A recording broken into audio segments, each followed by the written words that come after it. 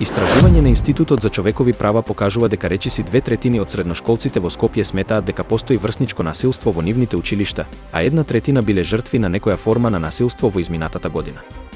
Најчесто се среќаваат вербални и невербални форми на булинг, додека физичкото насилство е помалку застапено, но сепак присутно кај 21% од учениците. Иако сексуалното вознемирување е пријавено од мал број ученици, сите жртви се девојчиња. Онлайн насилството е идентификувано како најраспространета форма на булинг, со значителен дел од младите луѓе изложени на малтретирање преку интернет платформи.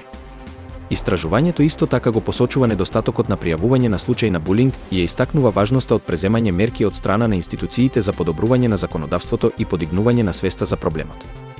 Воедно, Комитетот за правата на детето ја нагласува потребата од распределба на доволно ресурси за спроведување на Националната стратегија за превенција и заштита на децата од насилство, особено во дигиталната средина, каде што децата се изложени на сајбер малтретирање и штетни содржини.